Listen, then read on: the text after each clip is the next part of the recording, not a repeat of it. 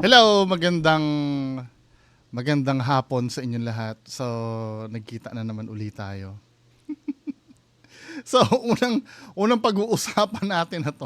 Nauuso yung mga influencer na nahuhuli, no? Ng LTO.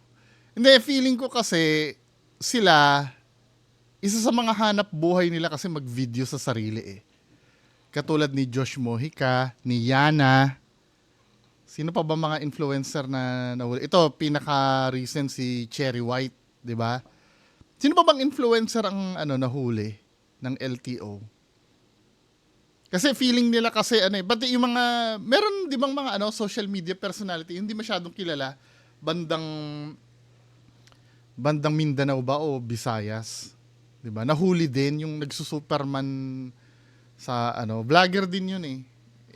Anyway, so ito another one. Pero sabi nila mas nauna pala ito daw kay Josh Mojica. Kasi ngayon lang naungkat itong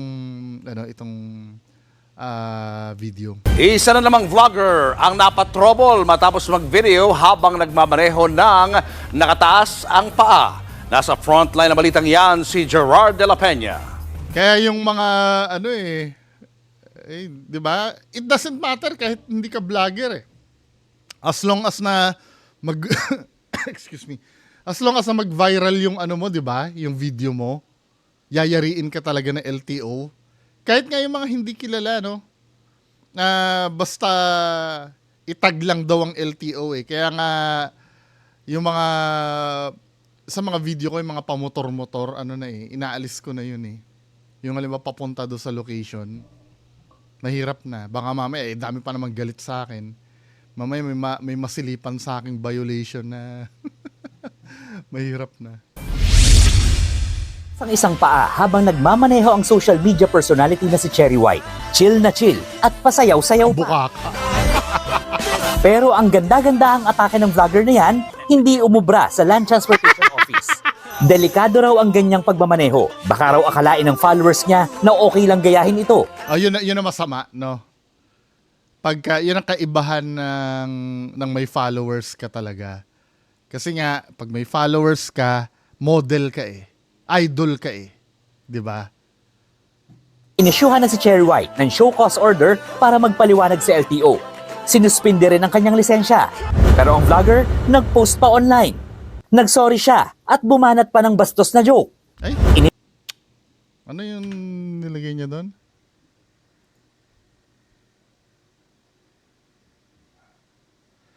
Ano to? Sorry na, mag-i-e-bike na lang ako. Nadali ako labas kasi tingnan nga natin sa FB to.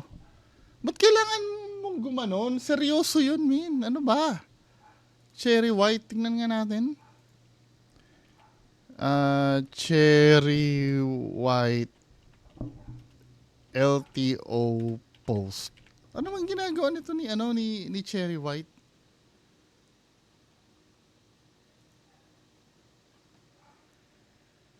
Oh my God, suspended ako ng... Ano nakalagay dito? Suspended ako 3 months, haha. Nagpa-practice daw ako magmaneho.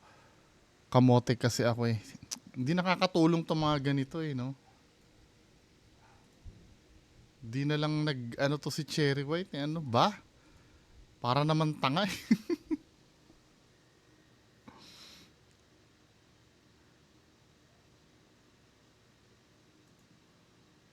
Ano to mga gusto kong na-curious ako doon yung bastos na sinabi niyo eh.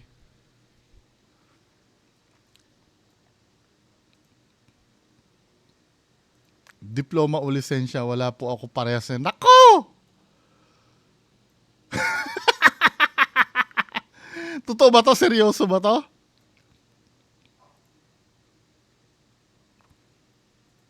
Viral challenge. Sabi niya, ito pala ang nag-re-upload kaya naungkat yung video. Yari ka sa akin pagdating ko ng LTO, diretso ako NBI. Kumikita ka ng million dahil sa post ng pagmumukha ko. Good luck sa'yo. Ipapasuka ko sa'yo mga kinita ng page na yan. Nandyan lahat ng ebidensya, oh. Puro mukha ko pinopost mo ng walang pahintulot. Ito yung literal na pagnanakaw ng video, 'di ba? Dinownload yung video, tapos in-upload niya ng sa kanya. Tama? Dapat ang ginawa niya lang, nag-react na lang siya doon sa video eh. Asa na yung ano? Ganito ako kasikat, awit. Wala. 3 months ago, ito yung emote ko. Keep your mouth shut, man. Lalo ka mapapahamak na ito eh.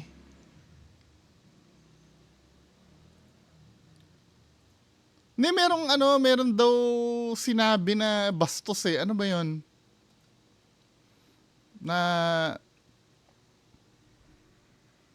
pati ito hahabulin mo to, nagre-upload nung ano.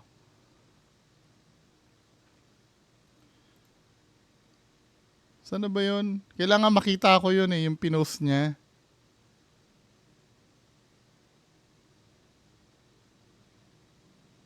Anyway, kung hindi makita, no? Tingnan natin sa page ni Cherry White.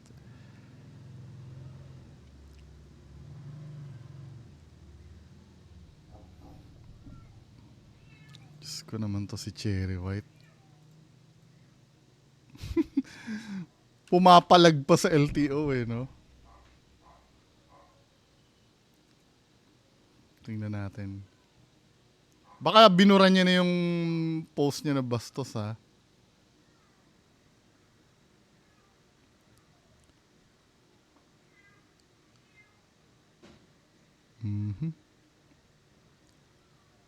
Tingnan natin. Binura niya na nga.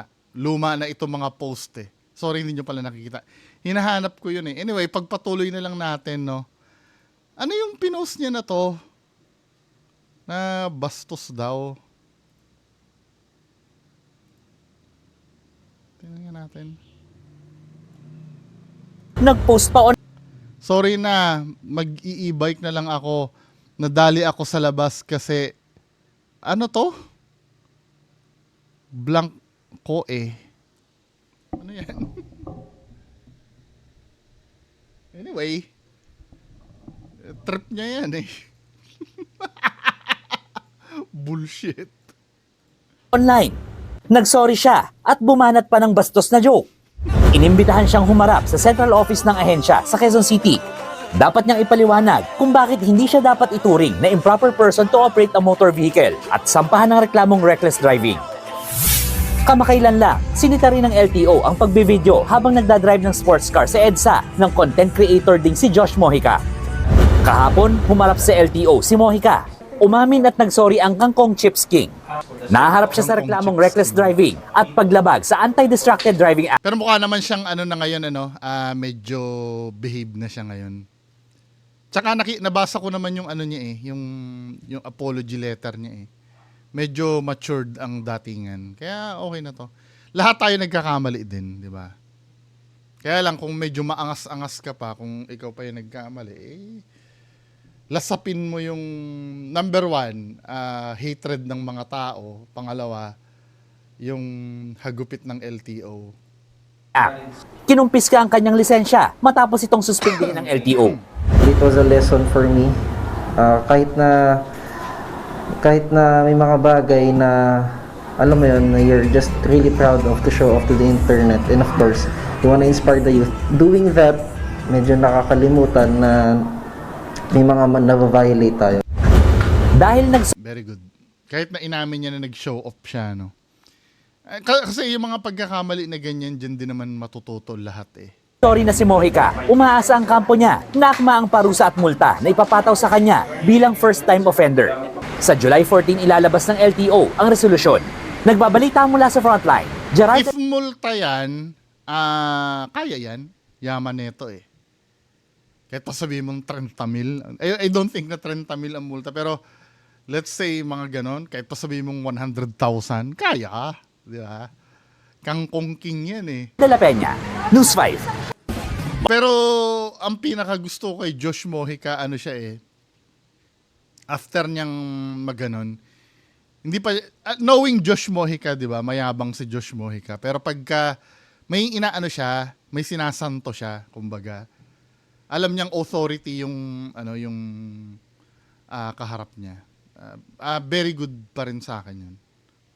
Patuloy ang pagiging idol ko kay Josh Mojica. Pero itong si Cherry White kasi, alam mo yun, dinadaan lahat sa biro. Siguro feeling niya, malulusutan niya. 'Di ba? Hindi ideal gawin 'yun Well, tingnan natin kung paano gagawin niya. Medyo tumatawa-tawa pa siya sa mga post niya Anyway, next issue mga kababayan ko. 'Di ba last time? Oy, salamat kay Sir Sir Bernard Ferrersi. Salamat po sa pagbibigay nito link na to. Bakit iniisip nyo na may script yung tungkol do sa Taal? Yung sa may yung mga nakukuhang buto or nakukuhang sako. Ba't iniisip ng tao? Ano ba? Ayaw nyo bang makulong si Atong Ang? Kasi ironic kadalasan gustong makahon si Atong Ang, di ba? Pero ba't pinagdududahan nyo pa rin na may nakukuha sa na supposed to be, pag nakuha yon madidiin si Atong Ang nun Kasi magiging tama yung, yung, magiging tama yung pahayag ni alias Totoy, di ba? Enlighten me, Enlighten me. Medyo lang talaga ako.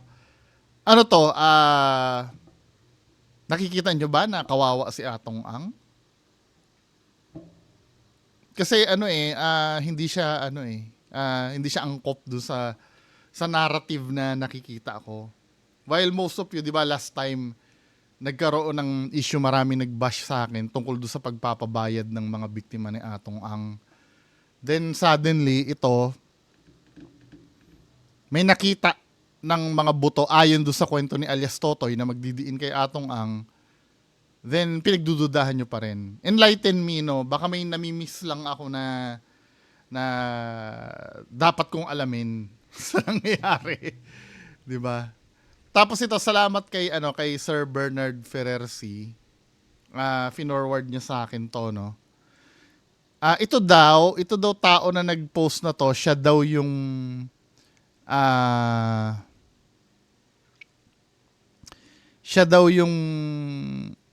expert na pinagdalhan ng buto ni Mali. Yung namatay na elephant sa Manila Zoo.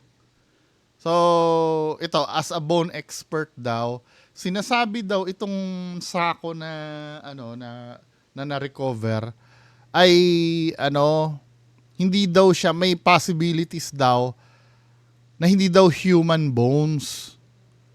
These are bovine bones daw. Ang bovine yata, pagkakaalam ko, parang pamilya ito ng mga kalabaw Tama ba ako? Tingnan, para sure. May Google naman tayo. Bovine. Parang pamilya ito ng kalabaw Baka, kalabaw, ganon. Bovine definition. Tingnan natin. Tama. 'Di ba? Relating to or affecting cattle. An animal of the cattle group includes buffaloes and bisons. Yung parang kapamilya siya ng mga kalabaw, baka, ganun. Bovine daw, buto daw. Ayon sa expert, buto daw ito ng bovine. Ayan, may analysis siya dito sa post Now, ang tanong ko naman, kung buto ng bovine yan, 'di ba? Or ng baka or kalabaw, ng cattle. Ang tanong ko, bakit mag-e-effort pang sunugin yan tapos ilagay sa sako? Ang sabi naman ni Sir Bernard sa akin, nag-usap kaming dalawa, maybe conspiracy theory lang naman to, Hindi naman ito yung official. Ito ay kuro-kuro lang. maybe it's all part of the script daw. If may ididiin ka, kailangan kahit papaano kapanipaniwala yung evidence. Pero hindi ba nila naiisip yung nagtanim na yon ay idadaan yan sa forensic examination? Na malalaman as bovine or cattle, yung buto. Kasi nakalagay dito, yung nagsuri. Ito base, siguro wala naman siya doon, pero base doon sa mga picture na nakita niya, bone expert ito eh. As a bone expert, I am extending my humble assessment to the DOJ and NBI. Just from the image released in the media of the sack of bones that are coined as humans, these are bovine bones. This doesn't eliminate the fact there might be a human bone in the lake. Just this sack appears to be a common practice of throwing garbage.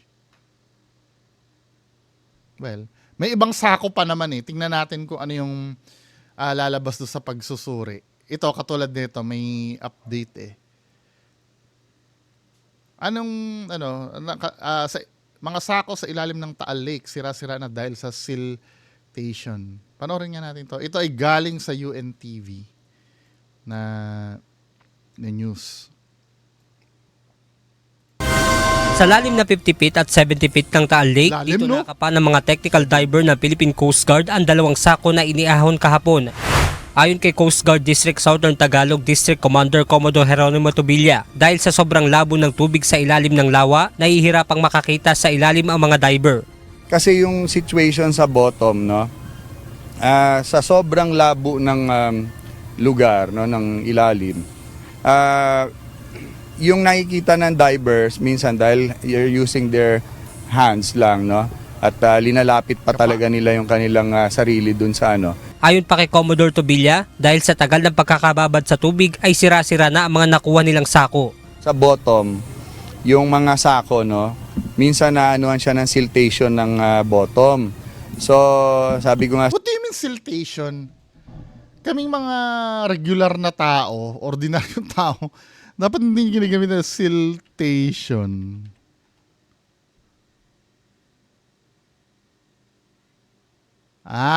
Nagkakaroon siya ng sediment, no? Siltation is the process where water bodies like rivers and reservoirs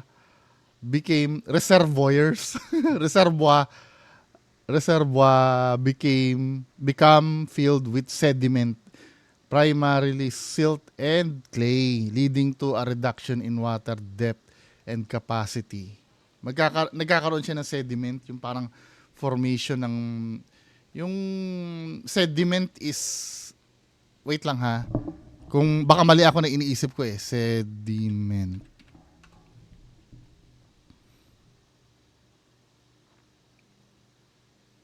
Yung deposited on a land surface, solid material that settles, yung nagsettle na dun sa sa bottom. Anyway, pagpatuloy natin to, no. sa inyo, you imagine a sack na sa baba, pag yung kalahati, through time, nalalagyan ng buhangin or ng other characteristic ng lupa dun sa ilalim, makikita mo na parang, ay, kalahati, o Pinaliwanag niyo na rin pala. yung bahagyang likod niya lang yung nakikita. Ganun yun.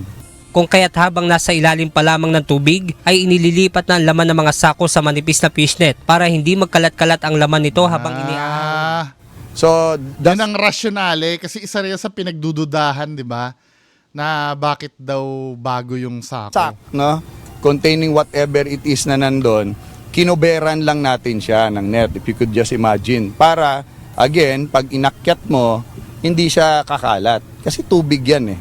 Iniibabawa natin siya nung pine mesh net para ma-preserve mo. Kasi kung iangat mo yan in a 70 feet na depth, paakyat, maaaring mawala na yan, no? Magsabog-sabog. Paliwanag pa ni Tobilla, naglalagay sila ng markings o mga boya bilang palatandaan kung aling mga bahagi na ng lawa ang nasisid ng mga technical diver. Benedict Samson, UNTV News and Rescue. Diyos ang aming sandigan, serbisyo publiko ang aming pinahahalagahan. Well, sana magkaroon ng magandang resulta to, no? Kasi mahabang panahon na ang lumipas eh. Kailangan magkaroon ng closure din yung mga kamag-anak. Anyway, magandang hapon sa inyong lahat. Bye-bye!